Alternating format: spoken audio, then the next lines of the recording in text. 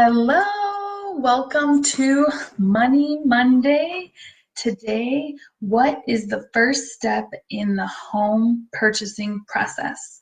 So I'm Francesca Sorbis with Great Rate Mortgage, helping to educate, empower, and enable clients to achieve their home purchasing goals. So please add questions or comments as we go along, and I'm going to jump right in. So the first step in the process of buying a property is to get pre-approved. So what does it mean to be pre-approved? It means that you've provided documents, filled out an application, gotten a credit check, and all those documents have been verified and reviewed by a mortgage professional. And that information indicates what you can afford to buy in a certain price range. So specifically, if you are a W-2 earner, you will need to provide a W-2 from last year, last 30 days of pay stubs, last 60 days of bank statements, and a copy of your ID. If you are self-employed or sales or commission-based type of employment, then you will need to provide your last 2 years of full tax returns, last 60 days of bank statements, and a copy of your ID.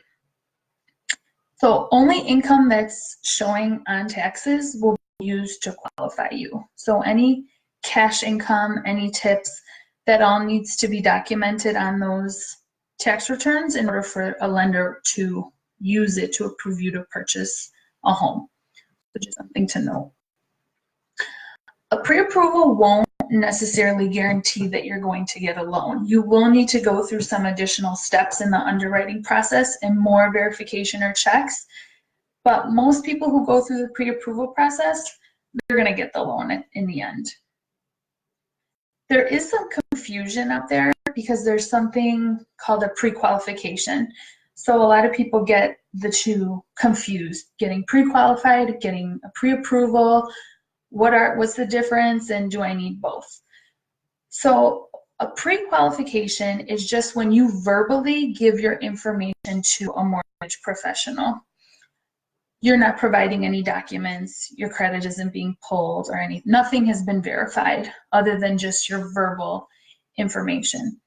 Sometimes you'll get a pre-qualification letter, but there's nothing much you can do with a pre-qualification letter other than it's just for your information, really.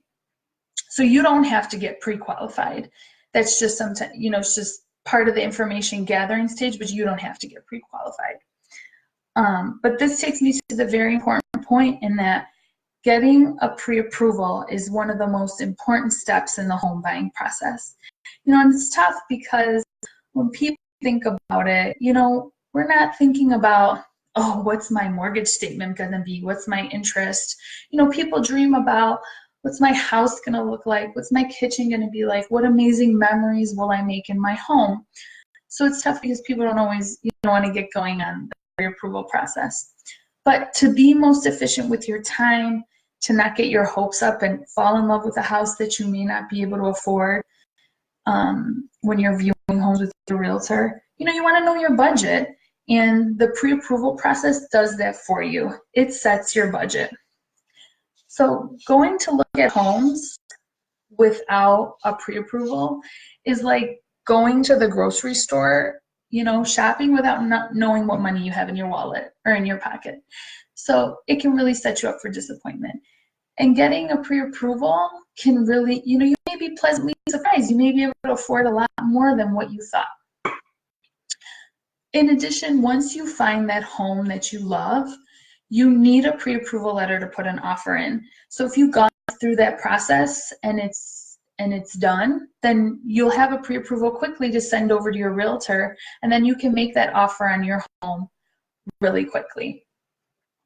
So that's another benefit of having this process all done. When you do get a pre-approval, beware of lenders that charge an application fee. Not even beware, it's just a lot of lenders don't charge an application fee, like myself. So try to find someone that isn't going to charge you any extra fees.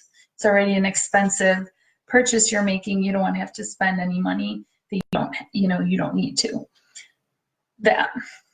Now we've gone over what's a pre-approval, why is it important. I'm going to go over some things of what not to do when you're going through this pre-approval process or the underwriting process. So you don't want to buy a big ticket item like a car, a boat, an expensive piece of furniture. That may require hard credit pull, may cause you to acquire monthly debt, and it can reduce the amount of cash flow you have for your home. You don't want to quit or switch your job. You don't want to open or close any new lines of credit or close any old lines of credit. This can affect your credit score. You don't want to pay your bills late. Keep paying those bills on time. If you're refinancing your mortgage, you want to make sure you continue paying that mortgage until you have closed on your loan. Some people think, oh, well, I'm going through the refinancing process, I don't have to worry about the mortgage until I'm done. But no, keep paying it, because if you don't and it ends up being late, then you may, risk not being approved for that loan anymore. Don't let anyone other than your mortgage professional run a credit check on you. Make sure that you are responding to any requests or questions of information from your lender. Don't make any large bank deposits other than your paycheck. And don't change bank accounts. Don't co-sign a loan with anyone else, even though you may think, I'm not going to be paying that, I'm just helping out this other person to get a loan. You're still going to be obligated to that on your credit report, so you don't want to do that, because that might make you not be able to qualify to get your own loan. And don't take out any payday advance loans. So you don't want to do this as you're getting pre-approved, and you don't want to do these things as you're in underwriting. Like I said, they can jeopardize your ability to get that final clear to close or that final approval for the loan. So that is all for today. Please add any topics you'd like for me to explain next time in the comments section. Please like, share, and follow the official Money Mondays page. I'll be live again next week at 8 p.m. Thank you so much for those of you that joined me, and we'll see you next week. Have a great night.